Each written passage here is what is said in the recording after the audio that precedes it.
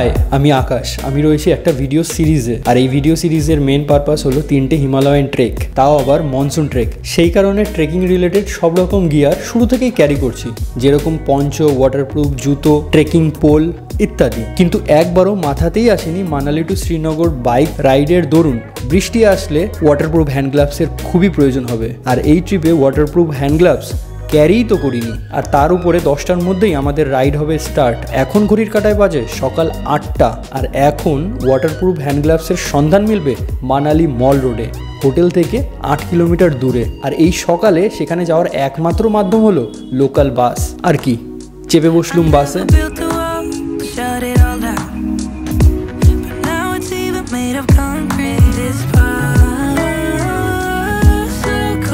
সকাল সকাল মানালির রাস্তায় লোকাল বাসে চড়ার অনুভূতি বেশ লাগলো। তো বাস একেবারে মল রোডের ওপরে এনে দাঁড় করালো, কারণ মল রোডের সাথে লাগোয়া এই বাস স্ট্যান্ড।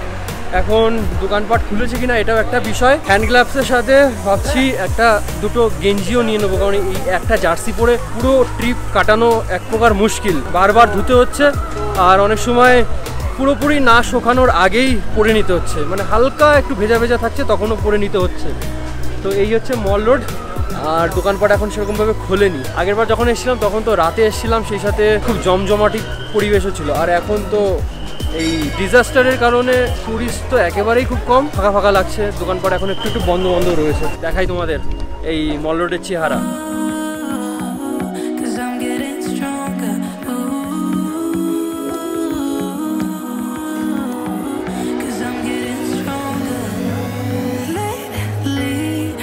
আমাদের দুজনের জন্য দুটো hand gloves, waterproof hand gloves. আমিরের জন্য রেইনকোট, আর আমার জন্য একটা জার্সি নিতে হবে, সেটা সামনে।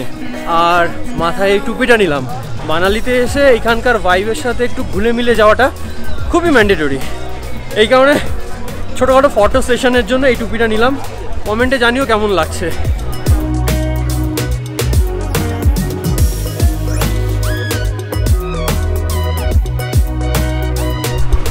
জার্সি পেলাম না, বাস টুপি ফুপি এইগুলোই নিলাম। জার্সিটা দেখছি অন্য কোথাও যদি পাওয়া যায়। জার্সি তো নিয়ে নেওয়া উচিত ছিল, কিন্তু পছন্দ হলো না সেরকম। তার উপরে আবার দাম অতিরিক্ত বেশি, ডবলের থেকেও বেশি। দেখে মনে হচ্ছে 250 থেকে 300 ম্যাক্সিমাম, সেটা চাচ্ছে 650, 800 এরকম। ঠিক আছে, 3টে জামা আছে, জার্সি এই একটা দিয়েই চালিয়ে নেবো যদি সেরকম না পাই। আর দেখি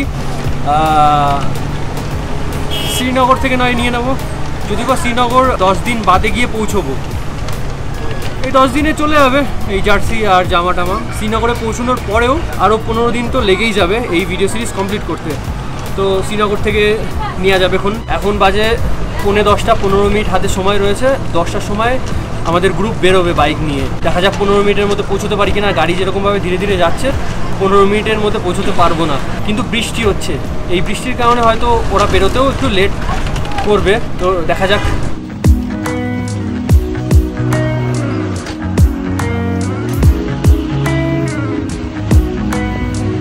এই বৃষ্টিতে কোনোভাবে ভিজাটা উচিত আমাদের হচ্ছে না, কিন্তু কি করা যাবে। বাস থেকে নামলাম, সামনে চলে এসেছি। শুরুতেই এমনভাবে ভেজাটা একেবারেই উচিত হয়নি। সকালে বোঝাও যায়নি যে বৃষ্টি হবে, নাহলে ছাতা নিয়েই বেরোতাম।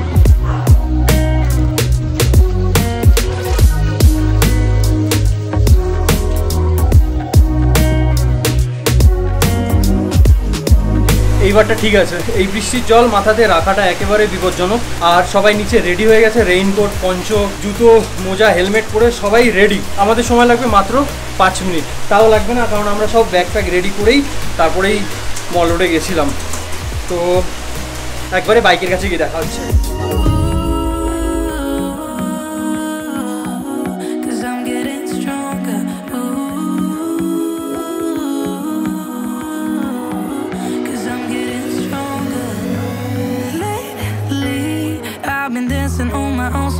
এটা বলার বোধহয় একেবারেই দরকার নেই, আর সেটা হলো I am too much excited. শুধু আমরা কেন, এখানে সবাই, আমিরও এক্সাইটেড, খুব এক্সাইটেড। এবার শুধু পঞ্চটা পরবো, ব্যাস স্টার্ট দেবো। আর তার আগে ভিডিও করতে হবে বাইকের, যে কোনো ড্যামেজ আছে কিনা আগে থেকে, সেটার প্রুফ হিসেবে পঞ্চ পড়তে হবে। এই কারণে বৃষ্টি হচ্ছে, এখনো বৃষ্টি থামেনি।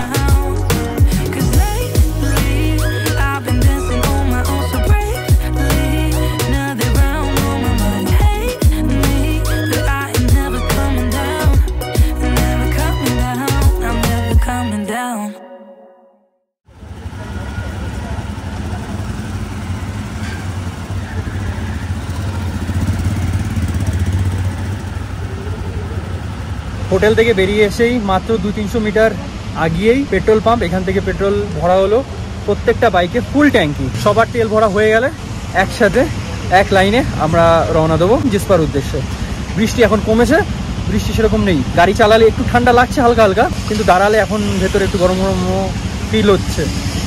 দেখা যাক, সামনে যেন বৃষ্টি না পাই। আর সবাই রেডি, তো সবাই সামনে দাঁড়িয়ে আছে, আমার পেছনেও লোকে দাঁড়িয়ে রয়েছে। আর সবার ভরা হয়ে গেলে একসাথে আমরা বেরোবো।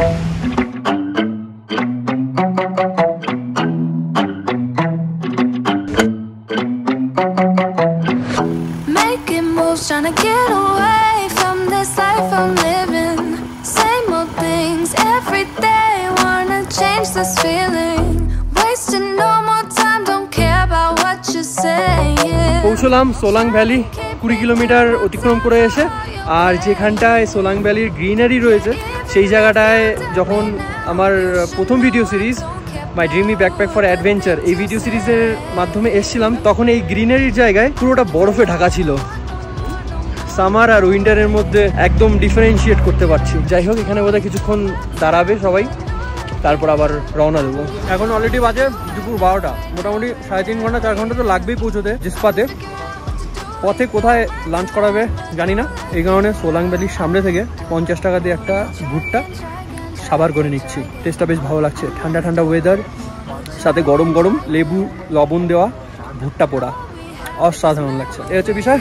কিছু সময়ের মধ্যে আমরা আবার বেরোবো। সামনে আটাল টানেল।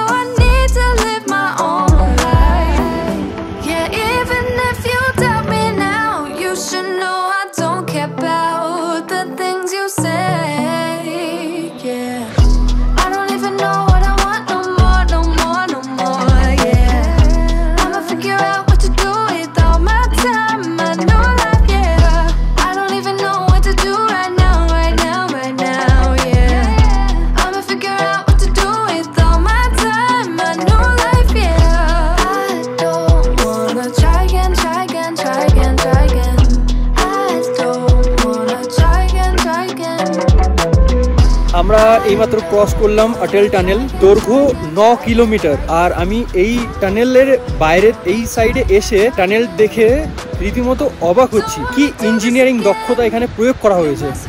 এত বড় পাহাড়, পাহাড়ের মাঝখান দিয়ে জাস্ট সুড়ঙ্গ, মাইন্ড ব্লোয়িং। আমার এই টানেল দেখে পিঁপড়ে যে বাসা বাঁধে সেই বাসার কথা মনে পড়ছে। এই পাহাড়ের কাছে আমরা পিঁপড়ে।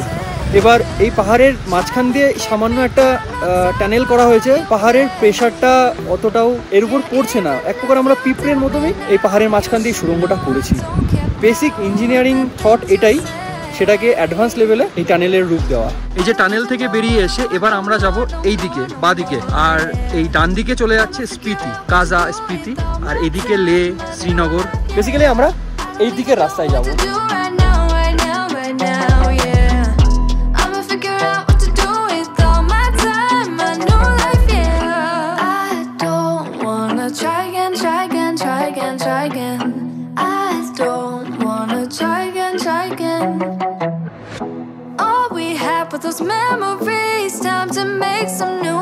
যেমনটা তোমরা দেখলে, আটেল টানেল থেকে বেরিয়ে আমরা বাঁদিকে রাস্তাটা ধরলাম, লে মানালি হাইওয়ে। আর এই লে মানালি হাইওয়ের পাশ দিয়েই চলছে চিনাব নদী, মানে চিনাব নদীর কোল দিয়ে আমরা এগোচ্ছি। সামনে পড়বে শিশু বলে একটা গ্রাম। যেটা দেখেছিলাম এই শিশু গ্রামটা খুবই সুন্দর। আর তার মাঝখান দিয়ে আমাদের এই বাইকের লেন, এই কনভয়টা এগোবে। আমি ক্যামেরা বন্দি করার জন্য খুব এক্সাইটেড হয়ে যাচ্ছি। যাই হোক, একটু বাদে গিয়েই আমরা লাঞ্চ করব। দেন এখনো পর্যন্ত বৃষ্টি সেরকমভাবে পাইনি, শুধু সকালেই বেরোনোর সময় বৃষ্টি পেয়েছিলাম। তো সত্যি খুবই ভালো লাগছে। সামনে 8-9 জন রয়েছে, আর পেছনে 2-3 জন রয়েছে।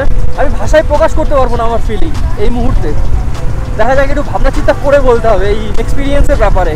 তো চলো এগোই, আর প্রাকৃতিক সৌন্দর্যতার আপডেট দিতে থাকবো আমি কন্টিনিউয়াস। বাড়ি দিয়ে চলছে চিনাব নদী। You must have felt this coming.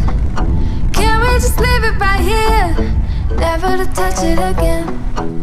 Yeah, even if you doubt me now, you should know I don't care about. তো আমরা চলে এসেছি শিশু ভিলেজে, আর এই গ্রামটা সত্যি খুবই অ্যাস্থেটিক লাগছে, মাউন্টেন ভিলেজ। সেই সাথে আমাদের সামনে আমাদের ব্যাচের সবাই রয়েছে, পেছনে 1-2 বাইক রয়েছে, সামনে আমাদের ব্যাচের বাইকগুলো চলছে। এই সিনটা, সেই সাথে এই শিশু গ্রাম, মনোরম দৃষ্টি, চোখের জন্য মনোরম একটা শান্তি।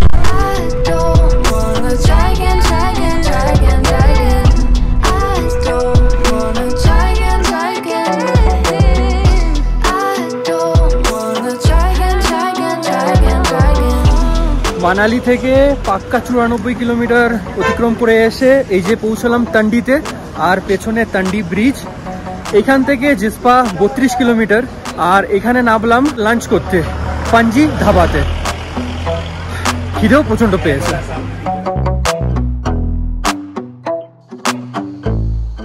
খাবারটা ঠিক আছে, সেরকম টেস্টফুল ছিল না, বাট হেলদি। মশলাপাতি একটু কম ছিল। রাজমা খেয়েছি, আলু ফুলকপির একটা তরকারি ছিল, 2টো রুটি, ব্যাস। আর সামনে তান্ডি ব্রিজ, আর এই তান্ডি ব্রিজের নিচ দিয়ে বয়ে যাচ্ছে বাগা রিভার।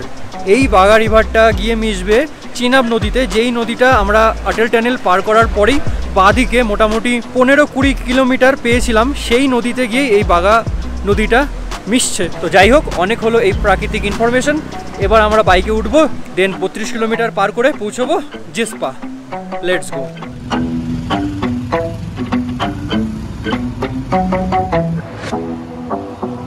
মানালি থেকে বেরোবার সময় ফুল ট্যাঙ্কি করা হয়েছিল, এখন মোটামুটি 100 কিলোমিটার চলে এসেছি। আবারও তেল পাম্পের দিকে ঢুকলো আমাদের গাইড। সব গাড়িতে তেল ভরা হবে, পেট্রোল ভরা হবে। আর এইখান থেকে বাকি জিসপা মাত্র 28 কিলোমিটার। তেল ভরা প্রায় হয়ে গেছে, এখন আবার বাইকে উঠতে হবে। টোটাল আমাদের ব্যাচে রয়েছে 14টা বাইক, আর এই 14টা বাইকে 37 লিটার তেল নেওয়া হলো টোটাল। আর এইখানটায় তেলের রেট 97 পয়েন্ট সামথিং। তো তেল ভরা হয়ে গেছে 14টা বাইকের। এখন আমরা রওনা দেবো জিসপার উদ্দেশ্যে।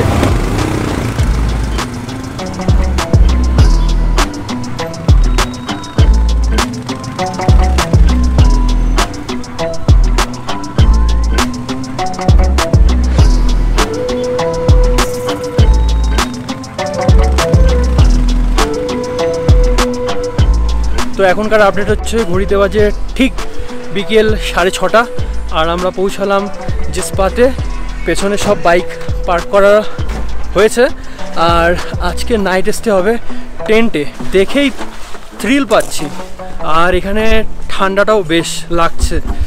আজকে রাতে সোয়েটার পরতে হবে, আর কি হতে পারে না, হবে, সোয়েটার পরতে হবে।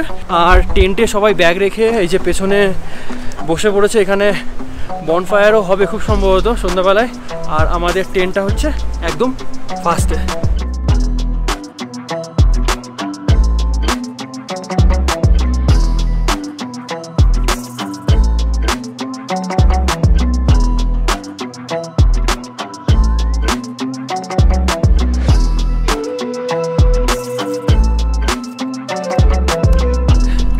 তো লাইফে ফার্স্ট টাইম এমন টেন্টে রাত কাটাবো। আর এখন অলরেডি বাজে 6:45, কিন্তু এদিকে এখনো ওই পাহাড়ের রোদ দেখা যাচ্ছে পাহাড়ের চূড়ায়। এই জাসপাতে এসেই একটা অসাধারণ লোকেশন আমাদের টেন্টের পাশেই আবিষ্কার করে ফেলেছি। চলো তোমাদেরকে দেখাই।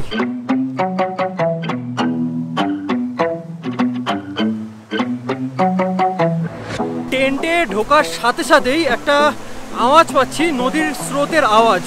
কি ব্যাপার?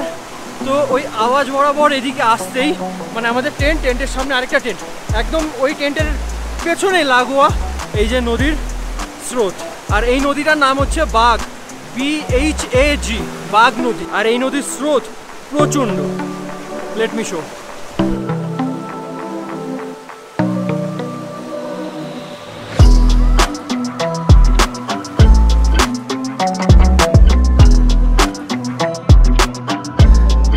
আগস্ট মান্থে ডিসেম্বরের ফিল নিচ্ছি। জানি না ওয়েদারের টেম্পারেচার কত, এখনো অনলাইনে দেখিনি।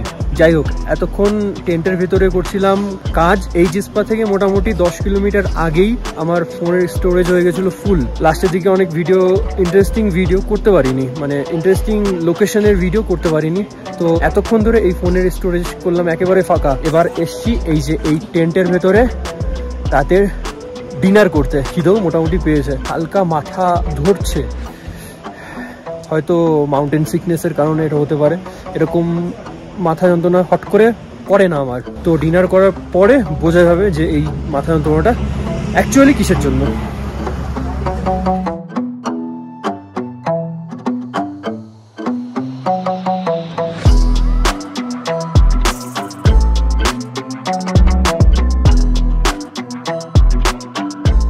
আজকের রাতে খাবারটাও বেস্ট হয়েছে। পনির ছিল, রুটি ছিল, ডাল ছিল, ভাত ছিল, মোটামুটি সব কটাই খাবার ভালো লেগেছে আর পেট ভরে খেয়েছি। এবার আমাদের গ্রুপের কয়েকজনের কাছ থেকে খাবারের রিভিউটা নিয়ে নেওয়া যাক। एक नंबर, मतलब एक्सपेक्टेशन से बहुत ज़्यादा अच्छा था। আচ্ছা, এটা খাবার অনেক ভালো আছে, খুব টেস্টি। এটা সুন্দর হয়েছে। এটা ভাত খুব সুন্দর, খুব টেস্টি হইতেছে। বিলকুল বিলকুল, খুব ভালো।